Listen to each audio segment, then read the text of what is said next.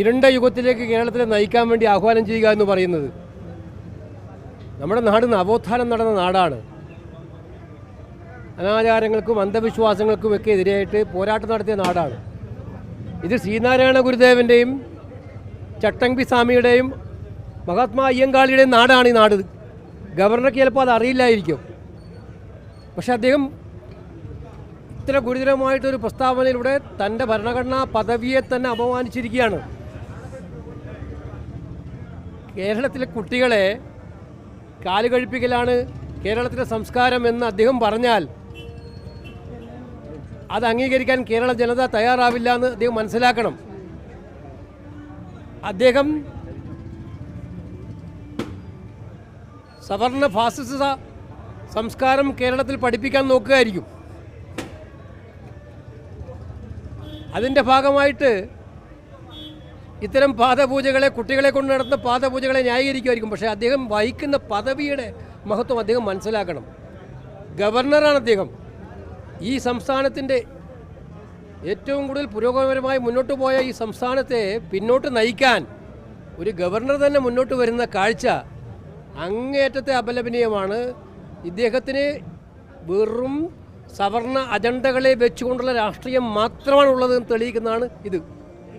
തെരഞ്ഞെടുത്തേക്കുന്ന ആളുകളും വളരെ പ്രധാനപ്പെട്ടതായിരുന്നു. പക്ഷേ BJP-യുടെ ആലപ്പുഴ ജില്ലാ അതാ പറഞ്ഞത്, BJP-യുടെ ജില്ലാ സെക്രട്ടറിമാരുടെ കാല് കഴിക്കാൻ കേരളത്തിലെ സ്കൂൾ വിദ്യാർത്ഥികളെ വിട്ടുകൊടുക്കണം, അതാണ് കേരളത്തിലെ സംസ്കാരം എന്ന് ഗവർണർ പറയുന്നൊരവസ്ഥ നമ്മളൊന്ന് ആലോചിച്ച് നോക്കിയേ.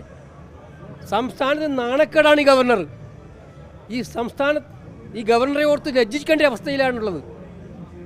കാരണം ഗവർണർ പദവിയിലിരിക്കുന്നവർ രാജ്യത്തെ പുരോഗമനത്തിലേക്ക് കൊണ്ടുപോകുന്നതിന് പകരം അധപ്പതനത്തിലേക്ക് കൊണ്ടുപോവുകയാണ് ചെയ്യുന്നത്. തരൂരുമായി ബന്ധപ്പെട്ടുണ്ടായ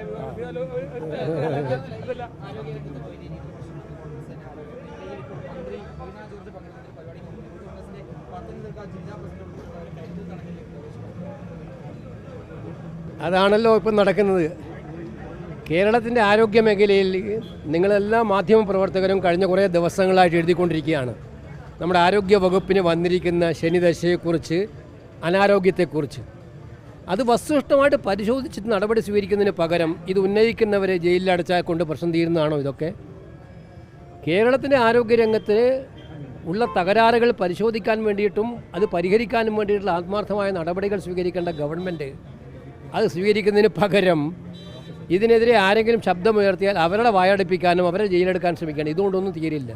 ഞങ്ങളെ സംബന്ധിച്ചിടത്തോളം വളരെ വ്യക്തമാണ്, ആരോഗ്യ മേഖലയിൽ ഉള്ള ഈ പിടിപ്പുകേടിനെതിരായിട്ടുള്ള പോരാട്ടം തുടരുക തന്നെ ചെയ്യും.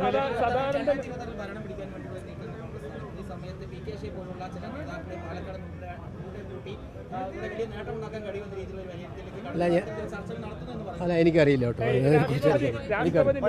ചെയ്യുന്നത് സാധാരണഗതിയിൽ ഏതെങ്കിലും മേഖലയിൽ പ്രാവീണ്യം തെളിയിച്ചവരെയാണ്. സി സദാനന്ദ് വന്ന് BJP നേതാവിനെ നോമിനേറ്റ് ചെയ്തതിന് പിന്നിലുള്ള അഭിപ്രായം എന്താണ്? അല്ല, ഞാനിപ്പം കേരളത്തിൽ നിന്ന് ഒരാൾ രാജ്യസഭയിൽ നോമിനേറ്റ് ചെയ്യപ്പെട്ടതിന് ഞാൻ അപലപിക്കാനല്ല ശ്രമിക്കുന്നത്, വരട്ടെ. പക്ഷേ രാഷ്ട്രപതി നോമിനേറ്റ് ചെയ്ത് നിങ്ങൾ ആരൊക്കെയാണ്? സച്ചിൻ തെണ്ടുൽക്കറെ പോലെയുള്ള ഇന്ത്യയിലെ ഏറ്റവും പ്രഗത്ഭരായിട്ടുള്ള ആളുകളെയാണ് രാഷ്ട്രപതിമാർ നോമിനേറ്റ് ചെയ്യാറുള്ളത്.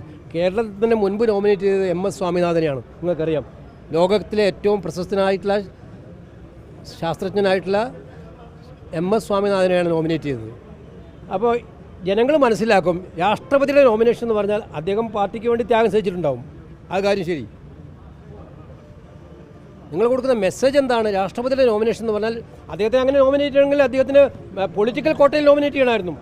ആരും എതിര് പറയില്ല, പൊളിറ്റിക്കൽ കോട്ടയിൽ നോമിനേറ്റ് ചെയ്യാം.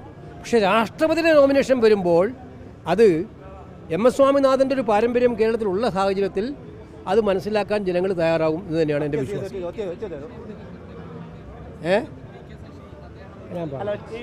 ഇന്ന് പത്തനംതിട്ടയിൽ വെച്ചിട്ട് യൂത്ത് കോൺഗ്രസിൻ്റെ ഒരു വേദി, ആ വേദിയിൽ PJ കുര്യൻ ഇന്ന് യൂത്ത് കോൺഗ്രസ് വിമർശിക്കുന്ന തരത്തിൽ കാര്യമില്ല.